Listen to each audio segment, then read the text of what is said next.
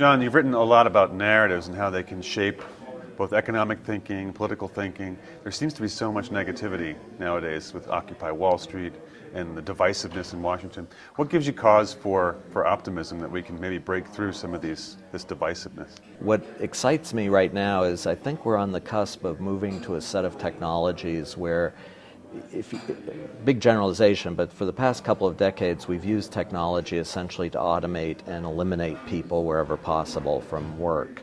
And I think right now we're entering a set of technologies which are much more about how to make the individual more empowered, more effective in whatever they're trying to do. And in fact, it's shifting the balance between the individual and the institution. Individuals are getting more and more power relative to institutions.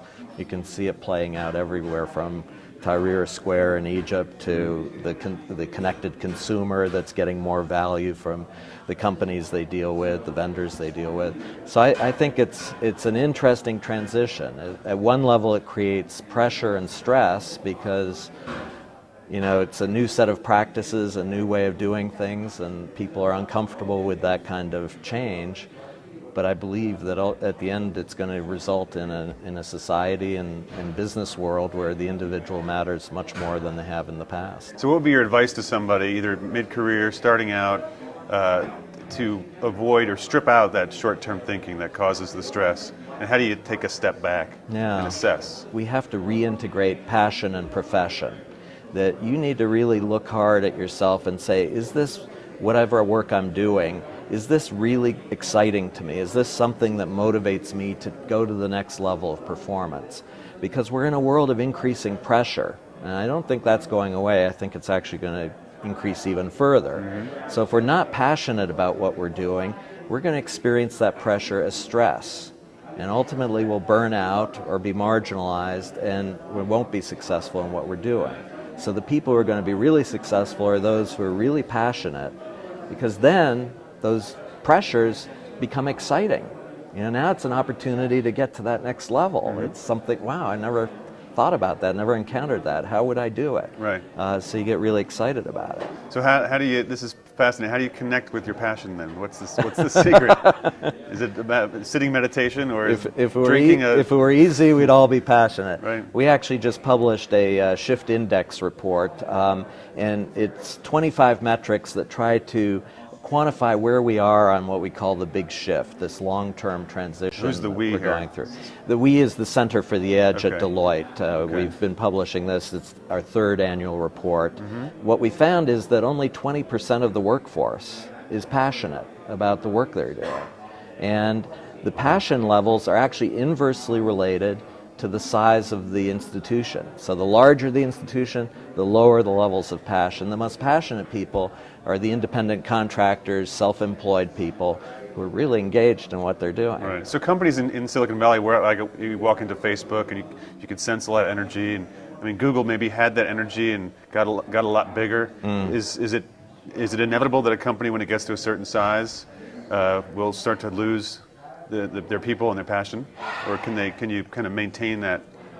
I believe you can. I think that part of the issue is and another way of characterizing the big shift is that we're moving from a world of push to a world of pull. What does that mean? And what it means is that in a world of push, the formula for success was predict and forecast demand, and then make sure push all the right people and resources into the right place at the right time to meet that demand. Right. That requires predictability. Part of the issue is passion is not predictable. So if you're looking for predictability in your workforce, you actually don't want passionate people. Or at a minimum, you want people who are passionate but on the side, not in the workplace. Right. Because that leads to unpredictability. If you're in a pull world where it's all about pulling out the right resources and people at the right time and right place wherever the demand materializes, now passion becomes much more central because you're always confronting unanticipated demands, unanticipated needs. You need people who are really excited about that versus those waiting for the order or the instruction of where do I go next. Okay. And what's the way to recruit those kind of people? How do you make them come work for you? There are two challenges. I think one is you can recruit people who are already passionate. And in that case, I think what you need to convince them is that you're providing them with a platform to become even more effective in addressing performance challenges and learning faster, getting to higher levels of performance. Passionate people get quickly bored.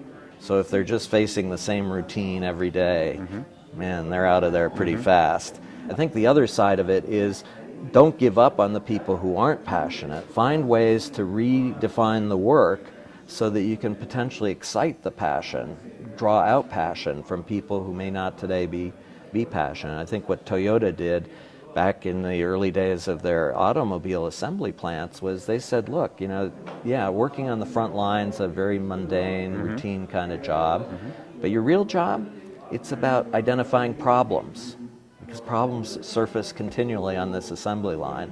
And more importantly, it's to creatively solve the problem. And by the way, if you can't solve the problem, we're going to put a little pull cord next to your station. You pull that cord, the entire assembly line stops, the whole thing shuts down, and a team is going to swarm you to help you solve the problem. Passion levels went way up, because now they were creative problem solvers. They could see they were making a difference. And so... Makes a lot of sense. All right, I'm going to go find my passion. Thanks a lot for your time. Excellent. Thank you.